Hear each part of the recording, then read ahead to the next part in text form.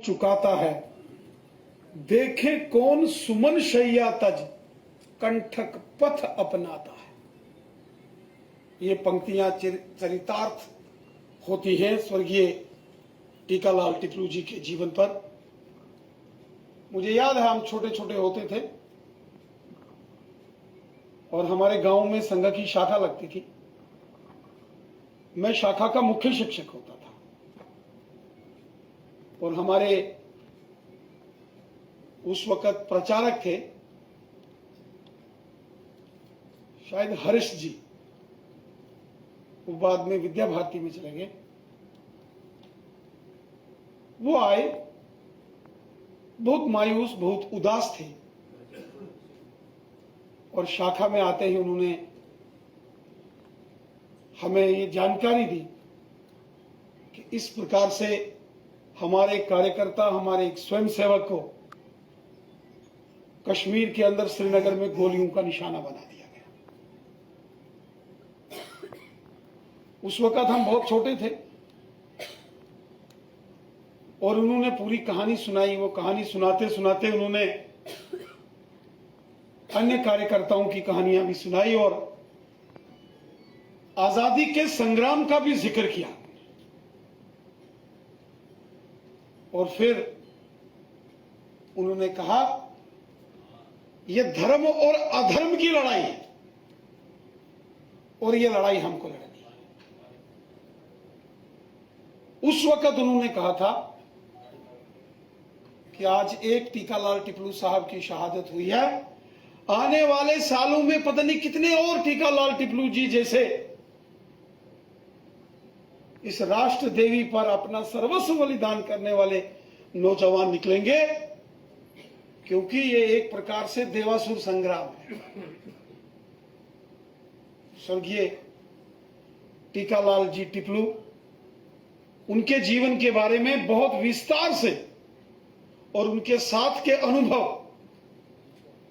अशोक जी ने हमारे सामने रखे और हमने पढ़े भी हैं अनेक प्रकार की पुस्तकें, लेख, एडिटोरियल्स में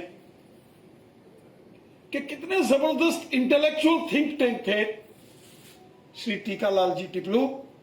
और इतना ही नहीं,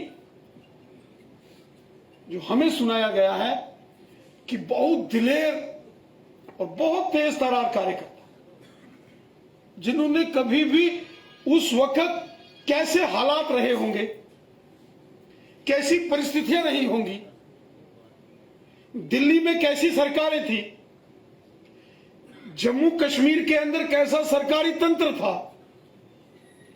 चारों तरफ से राक्षसी प्रवृत्ति के बीच में घिरे हुए थे, लेकिन फिर भी पूरी हिम्मत और दलेरी के साथ तिरंगा झंडा बुलंद किया, मानो जैसे रावण की लंका में हनुमान जी का प्रवेश हुआ। उसी प्रकार जैसे रावण की लंका में चारों तरफ आताताइयों से, दुश्मनों से घिरे हुए भी पवन पुत्र हनुमान जी ने रावण के दरबार में आर्गुमेंट किए थे कि रावण तुम पापी हो, अत्याचारी हो, अधर्मी हो, कुकर्मी हो, विधर्मी हो। यह कहने का साहस पवन पुत्र वीर हनुमान जी को था। उसी प्रकार 90 के दौर में वो चाहे टीकालाल जी टिपलू थे, पंडित प्रेमनाथ जी भट्ट रहे हों, या बाकी हमारे जो कार्यकर्ताओं ने वहां शहादतें दी, ये उसी प्रकार की फौज थी, ये उसी प्रकार एक राम जी की सेना थी, ये उसी प्रकार के क्रांतिकारी थे जैसे जंगे आजादी में अमर शहीद भगत सिंह, सुखदेव, राजगुरु और रानी झांसी थी। वो डटे रहे, अडिग रहे। उनको मालूम था कि हालात ठीक नहीं है, लेकिन उनके सामने अगर कोई गलत बोलता था तो गलत को गलत कहने की हिम्मत वो रखते थे। और इस छल और कपट के उस दौर में उनको निशाना बनाया गया और राष्ट्र के इस यज्ञ में उन्होंने अपनी आहुति दी, अपने प्राणों का बलिदान स्वर्गीय टीकालाल टिपलू जी ने किया। हमने बचपन से अनेक पुस्तकें उनके जीवन के बारे में पढ़ी। किस प्रकार चाहे अदालत हो, अदालत के बाहर हो, संघ के कार्य में हो, भारतीय जनता पार्टी के कार्य को लेकर हो, कितनी सक्रियता के साथ और उन परिस्थितियों के बीच में उन्होंने काम किया। वाकई जिसको कभी भारतीय जनता पार्टी या संघ के कार्यकर्ताओं के लिए जो शब्द कभी कभी बोले जाते हैं कि देव दुर्लभ कार्यकर्ता, ऐसे कार्यकर्ता जो देवताओं को भी शायद उनके पास भी नहीं होते, इस प्रकार के व्यक्तित्व के धनी थे स्वर्गीय टीकालाल जी टिपलू। यहां श्री राहुल पंटा जी, राहुल भट्ट साहब का परिवार भी यहां बैठा है, उनकी छोटी सी गुड़िया यहां बैठी है, और यहां रोहित चिब साहब जिनकी भी शहादत कश्मीर में होगी और जिनके एक छोटा बच्चा उनका यहां, जो कि उनकी शहादत के बाद इस दुनिया के अंदर उन्होंने आंखें खोली। ये सिलसिला चलता और आज भी ये सिलसिला कोई थमा नहीं। हां, इन राक्षसी शक्तियों पर जबरदस्त प्रहार हुआ, जबरदस्त, इनकी नींवें हिला के रख दी गई। ये एक जमाना था, मुझे याद है श्रीनगर से कांवरवाड़ी में, वहां एक मेरा दोस्त रहते थे, उनकी बेकरी की दुकान थी, और जब ये आधी मास मलमास का दौर आता था तो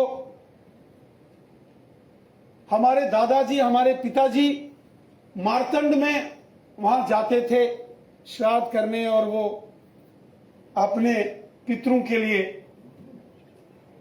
पूजा करने। तो एक बार मुझे भी पिताजी ने कहा कि बहुत साल हो गए, हम हर वर्ष मार्तंड ऋषि के वहां मटन में जाते थे, सरोवर में, अगर आपको कहीं मौका लगे तो आप जाओ। तो मेरे वो दोस्त थे, उनकी श्रीनगर से आगे बटमालू की ओर वो कामरवाड़ी यहां आती है, वहां एक डायमंड बेकरी करके उनकी दुकान। तो मैं लगभग हफ्ता 10 दिन उनके पास रहा। वहां से हम अनंतनाग आते थे मटन में। मुझे याद है वो नीचे उनकी भट्टी थी, यहां वो बेकरी बनाते थे, और शाम के जब 4 बजते थे हम ऊपर आते थे। ऊपर वहां वो रात को रहते थे, सब बंद करके। साथ में वहां एक सीआरपीएफ का बंकर होता था, पोस्ट, चेक पोस्ट सी बनाई थी।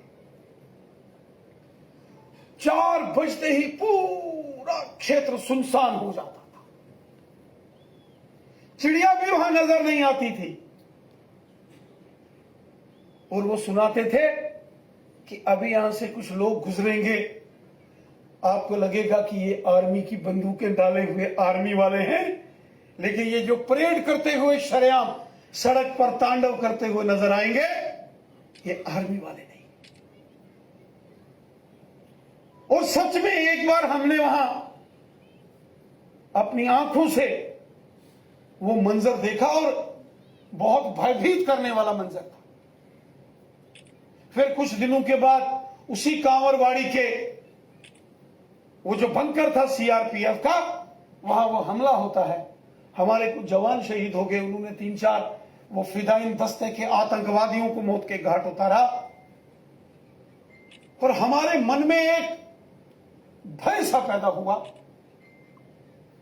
कहानियां तो हमने सुनी थी, वो वीडियोस कि 90 के दशक में कैसे कश्मीर से वहां जो हमारे कश्मीरी पंडित भाई बहन, कश्मीरी हिंदू समाज है, उनका कैसे विस्थापन हुआ, वो बंदूक की नोक पर हुआ।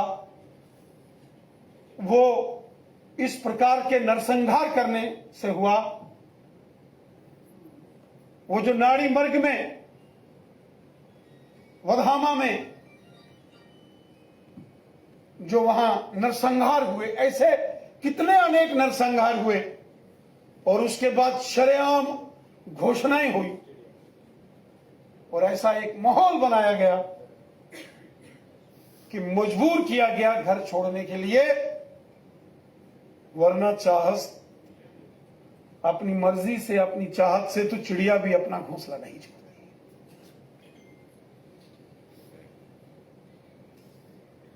उन भयावह पलों को उस दिन मैंने अनुभव किया, उस बेकरी की ऊपर उस दुकान में बैठ के।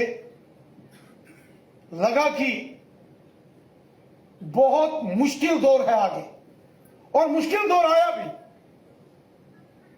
लेकिन जिस तरीके से पूरे कश्मीरी हिंदू समाज ने, चाहे वो कश्मीर में थे, जम्मू में थे, दिल्ली में थे, चाहे वो पूना में थे, बेंगलोर में थे, या वो लंदन, अमेरिका, इंग्लैंड, न्यूयॉर्क में थे, दुनिया के जिस कोने में भी थे, वहां एक चिंगारी उठ गई और सारे षड्यंत्रों को लगातार एक्सपोज किया, लगातार संघर्ष किया। एक एक कश्मीरी पंडित भाई बहन, बुजुर्ग, माताओं बहनों ने, और पूरी दुनिया के सामने इस आतंकवाद का और पाकिस्तान का काला चेहरा अगर दुनिया को किसी ने दिखाया, उसमें सबसे बड़ा रोल कश्मीरी हिंदू समाज के, हमारे कश्मीरी पंडित भाई बहनों का। इसलिए मैं अक्सर कहता हूं, कुछ लोग कभी बोलते हैं कश्मीरी पंडित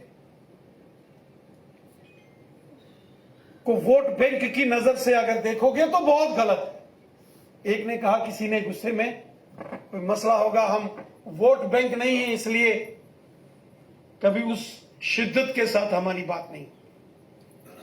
हमने कहा कश्मीरी पंडित वोट बैंक है या नहीं है, लेकिन कश्मीरी पंडित भारत माता का वो बैंक है जिसने पूरी दुनिया में हिंदुस्तान की जय जयकार की और तिरंगा झंडा शान से रखा।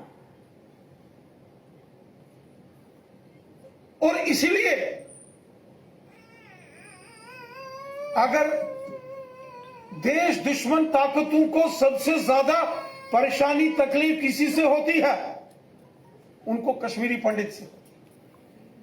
यूनाइटेड नेशन की जनरल असेंबली में अगर पाकिस्तान कोई रेजोल्यूशन लाता है, उस जमाने में जब कांग्रेस की सरकारें थी दिल्ली में, जिनकी मिली भगत होती थी इनके साथ, आतंकवादियों के साथ, पाकिस्तानियों के साथ, और अंदर यूनाइटेड नेशन की जनरल असेंबली में तो बात तो देश के विदेश मंत्री ने करनी है, प्रधानमंत्री जी ने करनी है। उस जमाने के कांग्रेस के विदेश मंत्री और प्रधानमंत्री सब मिली भगत थी, तो उसका जवाब कैसे दिया जाता था यूनाइटेड नेशन की जनरल असेंबली के बाहर, चाहे वो जिनेवा में कन्वेंशन होती थी, जहीं भी होती थी, सैकड़ों की तादाद में कश्मीरी पंडित भाई बहन हाथों में तिरंगा झंडा लेके पहुंचते थे, और जब वहां से पाकिस्तानी गुजरते थे तो उनका घेराव करते थे। पूरी दुनिया देखती थी, मीडिया देखती थी, यहां क्या होता है। फिर अंदर क्या होता था उसकी ज्यादा चर्चा नहीं होती थी, जो बाहर होता था उसकी ज्यादा चर्चा होती थी। एक परसेप्शन, एक नैरेटिव बिल्ड किया जाता था। वो टाइम्स स्क्वायर हो, वो न्यूयॉर्क हो, वो वाशिंगटन हो, वो व्हाइट हाउस हो, या कोई ब्लैक हाउस हो, यहां भी देश के खिलाफ षड्यंत्र करने की देश दुश्मन ताकतों ने कोशिश की। कश्मीरी हिंदू समाज, कश्मीरी पंडित समाज के नौजवान उठ खड़े हुए और उन्होंने देश दुश्मन ताकतों को जबरदस्त जवाब दिया। यही हमारे खून में है, यही हमारे डीएनए में है, यही हमारे पूर्वजों ने हमें सिखाया है कि जीना है तो अपने देश के लिए। जब भगवान राम जी ने रावण को मार दिया तो लक्ष्मण कहने लगे अयोध्या नगरी का राजपाट भरत के पास है, हम अगर वापस अयोध्या जाएंगे, हो सकता है भाइयों में तकरार हो जाए, सत्ता हस्तांतरण।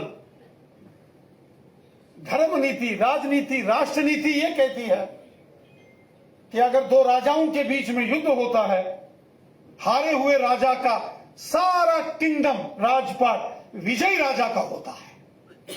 हमने रावण को मारा है, हम लंका में रुकते हैं, ये लक्ष्मण जी ने सुझाव दिया। तब भगवान श्री रामचंद्र जी ने कहा, हे लक्ष्मण, आप ही स्वर्णमयी लंका लक्ष्मण न रोचते, जननी जन्म भूमश्च स्वर्गादापि यागार्य से। हे लक्ष्मण, चाहे ये लंका सोने की है तो भी ये मुझे नहीं भाती, तो भी ये मुझे प्यारी नहीं है, क्योंकि जननी, जो जन्म देने वाली मां, और मातृभूमि ये स्वर्ग से भी महान होती हैं। हम अवधपुरी में जाएंगे, अयोध्या जाएंगे, हम अयोध्या के दरबारी बनकर, पहरेदार बनकर काम करेंगे।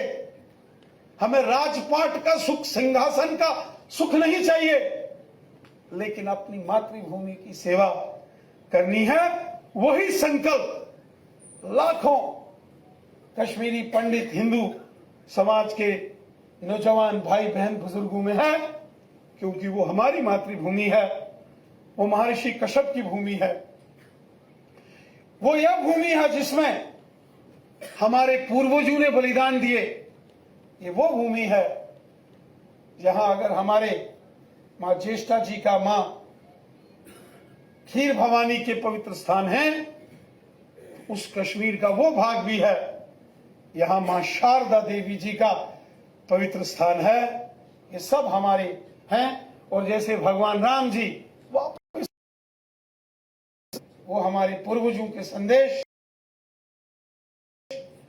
और जिस प्रकार हमारे कश्मीर के अंदर बलिदानी